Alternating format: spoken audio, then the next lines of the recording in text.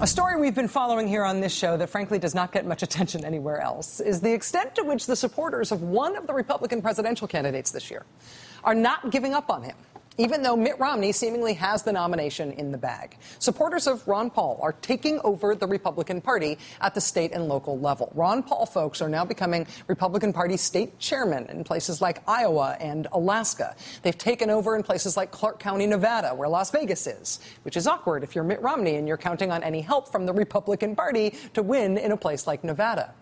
In addition to taking over the party wherever they can, Ron Paul folks are also still fighting to win the majority of delegates in as many states as they can. And if they do that again in Nebraska this Saturday, then according to the Republican Party's own rules, Dr. Paul will be eligible to be nominated for president at the party's official convention in Tampa this fall, which means that at that convention, Mitt Romney's nomination will be contested. And there will have to be dueling speeches by him and Ron Paul, and there will be a contested floor vote, and it will not go at all the way these coronations are supposed to go. I realize that this is not happening in Washington, D.C., and it is something the Republican Party bigwigs would like to keep as quiet as possible. But the question of whether or not the Ron Paul folks are going to take over the Nebraska Republican delegation this weekend turns out to be kind of a big deal. And the Ron Paul folks know that, and Nebraska Republicans know that. Very quietly last week, the Nebraska Republican Party confirmed plans that they plan to increase security for their convention this weekend. They said it was in the interest of holding an orderly convention.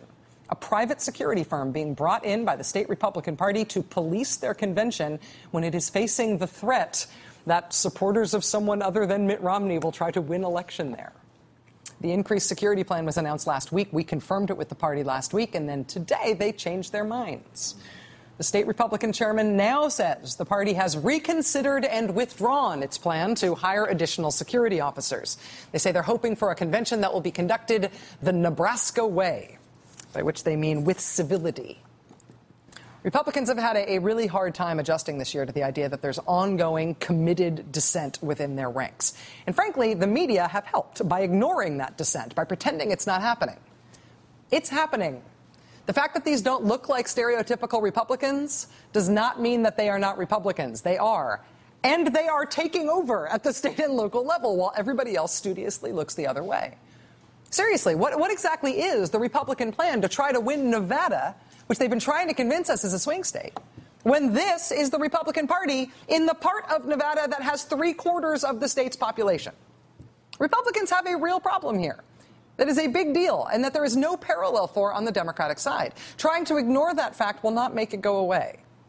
Private security guards or not, these dissenting Republicans that everybody is trying to ignore may do something this Saturday that turns the Republican National Convention this summer on its ear. I realize it is not happening in Washington, and therefore the Beltway will not pay attention. I realize that the Republicans who are in charge of the Republican Party don't want to talk about this, and so the Fox Newses of the world will never cover it. But it is happening. And if we believe that party politics mean anything in this country, the fact that one of these parties is being taken over from within and it's going to screw up their big pageant/prom in the fall kind of seems like a big story. All eyes on Nebraska. Now it's time for the last word with Lawrence O'Donnell. Have a great night.